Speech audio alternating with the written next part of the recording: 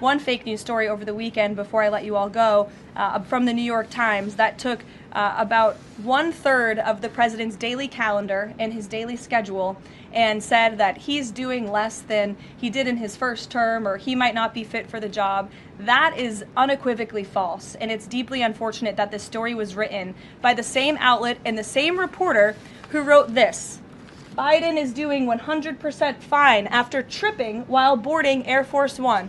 Oh, same outlet, same reporter who wrote that President Trump is not fit for the job. Are you kidding me? You all see him almost every single day. He is the most accessible president in history. He is taking meetings around the clock. Another one. Biden declared, quote, healthy and vigorous after his first presidential physical. I don't see headlines like that too often about this president. Again, same reporter, same outlet who wrote falsely over the weekend that President Trump is not fit for the job. I can assure you he absolutely is. You all see that with your own eyes on a daily basis, and the president's physician has now given you all 3 detailed reports. What's up, everybody? Welcome back to the channel. Okay, so I showed you guys that clip right there in particular for one main reason. Check this out, y'all. White House launches new media bias tracker on its own website, folks. And I went and checked it out. They're going to host different fake news stories and report on what was actually fake. They're going to give you the fake news. Oh, it's great, folks. I went and checked it out, and I'll show you guys some screenshots when we get to the end of this video. But I just wanted to go over this. I wanted to show you guys that because this is great, y'all. This is absolutely great. This is going to make my job that much easier, right? Especially if I'm talking about one of the fake news stories. Because now that's going to give me some more sources to back up my assertions that the media is absolutely manipulating the crap out of everything. Just about everything, folks. Everything from micro manipulations to macro manipulations to obfuscated manipulations. I love the obfuscated manipulations because they're kind of hard to spot, right? That's why they're obscure. It's so funny, y'all. It is funny. You know, overt manipulations, covert manipulations, all of that. You know, it's kind of like obfuscated manipulations. But anyway, you know, they are a little bit different. They are just a little bit different. They are 2 different things, but they are of a similar vein, if you will. But let's go ahead and get into this. And I just love that. I really do. I love the fact that the White House, the Trump administration, Caroline Leavitt, they're going to be calling these people out, and they're going to be posting that on the website, the Hall of Shame, if you will. It's lovely. And what is so fascinating about this is to throw the cherry on the top of this. When I was reading this news article, right, they went ahead and manipulated some crap for you, right? Even knowing that they are going to be posted on the White House's website of fake news narrative machine, they don't seem to care. They have to. It's like it's obligatory for them to manipulate the news. That's what it seems like, folks, because it's so far and widespread. It's insane. Let's get into this. The White House launched a media bias tracker on Friday, highlighting news publications that it has accused of offenses against the current administration after the president's verbal clashes with the reporters over their articles in recent weeks. I love that. Accuses. Oh, it claims this. It says this. Oh, and it's all because of Donald Trump's verbal clashes. Hang on just a second. Let's back that up for a second. Let's get into the why. Why did Donald Trump have verbal clashes with these people? Now, look, I'm not trying to say that Trump is some angel or anything like that and never lies. He absolutely does, right? We can all agree to that.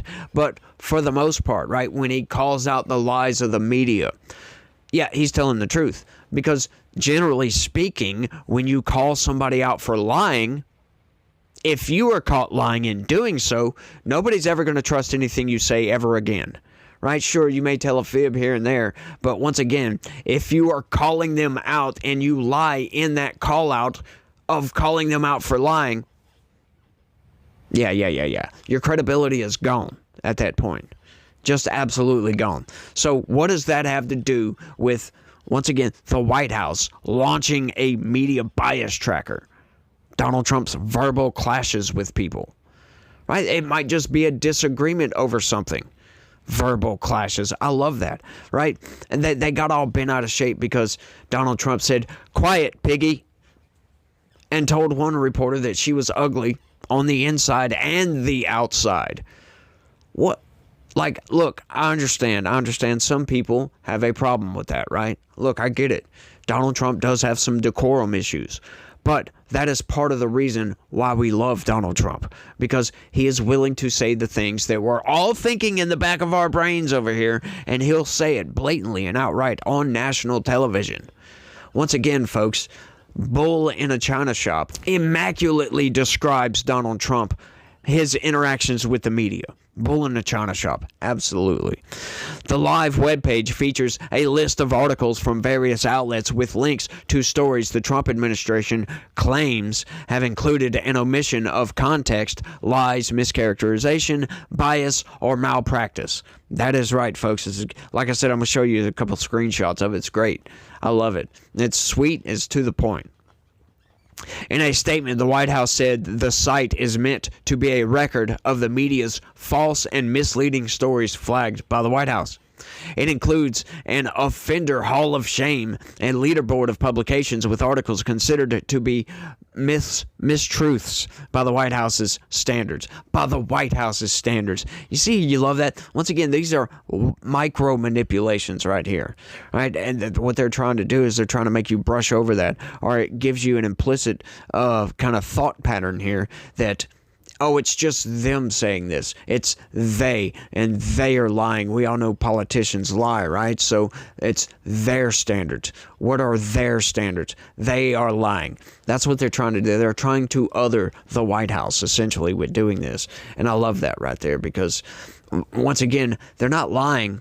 They are, it is the White House's standard because they are the ones that created the media bias tracker or whatever, right? This is not their standard because, the corporate press, their standard is much, much lower, as a matter of fact. They don't care. They know exactly what they're doing, folks. They do not make all these manipulations and all these lies on accident, folks. That is a statistical impossibility, right? So this is all by design. It is meant to make you think a certain direction, right? That's what the news has become.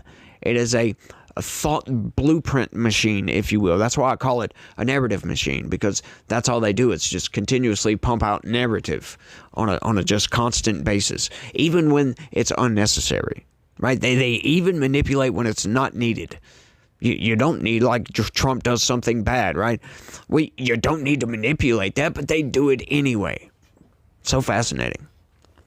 The Washington Post is listed first, followed by MSNBC, recently rebranded as MS Now.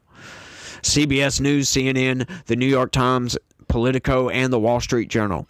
Each of the outlets relinquished their Pentagon press badges last month after the Department of Defense issued new standards for reporting that require advanced clearance from officials before information is published. Now, once again, that's where they're withholding context, knowing this article right here, reporting on the media bias tracker, is going to get put on the media bias tracker for having a bias and outright obfuscation manipulation, folks. Obfuscation manipulation. That's where they take context and they hide it from you. They don't give you that context, right? And the context is that, yeah, they said, basically that, any news that comes out of the Pentagon has to be cleared by top officials. Basically trying to say that they can't report news anymore, but that's not the truth. That is absolutely not the truth. You're missing some context there. What the new policy is that you cannot elicit classified information from any Pentagon employees. You cannot do that. You cannot go and ask somebody for classified information, take that information, and go publish that information. That is illegal to do, right? Now, what you can do, though, is you ask them for that information. If they give you that information, then you have to go to them and then notify them that, hey, you got this information. You're going to report on it, but you have to tell them where you got that information from so the proper people can be held to account for leaking classified information. Folks, that's what this is all about. But they don't tell you that. They don't tell you that it's trying to prevent leaks coming out of the Pentagon. Right now, it's questionable whether this is ethical or not, you know what I mean, by journalistic standards. And I think that's where the hang-up is because, that's part of the reason the media was, came to fruition in the first place, was to expose the government's lies, right? That's part of it, right? The other part was to inform the population of what actually goes on in the world. Well, you know, what the media has become these days is a narrative machine where they just tell you how to think instead of giving you the facts to let you figure it out for yourself. So what does that tell you, folks? They think you're too stupid to figure out what's going on in the world. That's what they think. So they need to mill all of your thoughts for you. Just shape everything in a certain way and give that to you on a silver platter, folks. That's what they do. But then, once again, when we catch you lying over and over and over again, that's not a good look. It really isn't. And it's a shame, folks, that the White House had to create a media bias tracker. That sounds so over the top, don't it? Media bias tracker. Of course they have a bias, but that's not really what it is either. That's kind of a manipulation right there too, because basically it's a fake news pointer outer, if you will, right? That's what it is, essentially. They're going to point out the fake news. I love this, by the way. If you can't tell, I'm having a good old time here. The current administration has faced legal battles with the Journal and settled out of court with CBS in recent months. President Trump has lashed out against various reporters in recent weeks, calling a New York Times correspondent a third-rate reporter who is ugly both inside and out, and telling a Bloomberg journalist, "Quiet, piggy," in response to a question after Jeffrey Epstein. Yeah, you know what? I'm fine with that. I go ahead, I greenlight Donald Trump to say "quiet, piggy" to that reporter, because a lot of people were, oh my God, they were offended by the President of the United States is calling a reporter a pig. Quiet, piggy.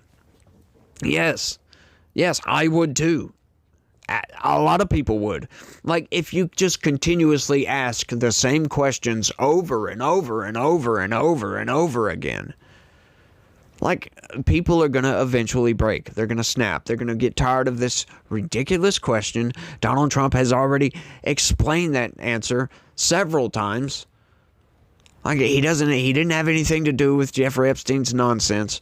They keep asking. He's not going to give a different answer, right? Now, that's not to say if he did or not, because that still remains to be seen, folks. Yes, I will say that. It remains to be seen whether Donald Trump had anything to do with that island and, you know, diddling with underage girls or whatever. It remains to be seen. Now, I am leaning heavily toward he probably didn't. But, you know, that could be just normalcy bias or confirmation bias, something like that, right? Like, because I've seen a lot of reports that would suggest that it hasn't. But once again, at least I'm cognitively aware enough to know that just because you've seen some evidence that points in a certain direction, that's not necessarily the whole story, right? I understand these things, that Donald Trump is not exonerated from that whole situation. But once again, I am leaning toward he is exonerated. As a matter of fact, it didn't have anything to do with this because of what we've seen. But it still remains to be seen, and that to me is a fair statement to make. But if you could just continue to ask that question over and over and over again, you're not going to get a different answer from the dude. Eventually, he's going to snap. Don't you think? If somebody keeps asking you every day, why did you run over that dog? Why did you run over your neighbor's dog? Hey, what was going through your mind when you ran over your neighbor's dog? Did you hate the dog? Eventually, you're just going to explode on somebody. Quiet, piggy. And it might actually even be worse than that. Could be a lot worse.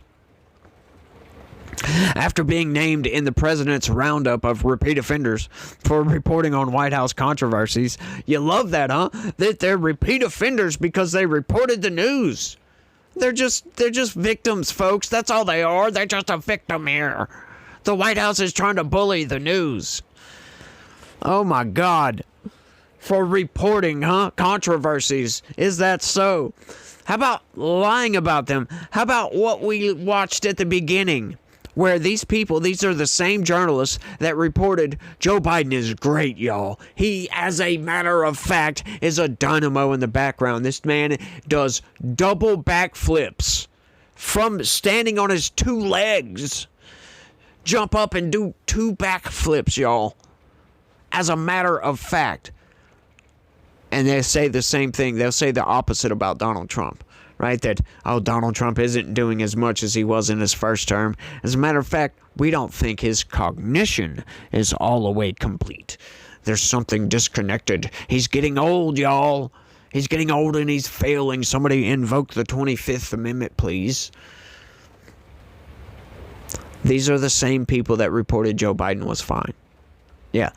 That to me, folks, right? Once again, they deserve every single bit of this. They deserve all of it. As a matter of fact. I love it, y'all. Yeah, the White House controversies. The Washington Post quoted an internal spokesperson who said, "The Washington Post is proud of its accurate, rigorous journalism." Yeah, you guys are actually proud of that. You're proud that you manipulate the crap out of all of your news, right? I don't read the Washington Post, so I can't say that exactly, but I can imagine, because I do read a lot of the Associated Press, and I do read a lot of other news publications, and just about all of them manipulate something. I don't read the Washington Post, so I can't say. But once again, folks, we're pretty sure they are one of the top offenders, if you will.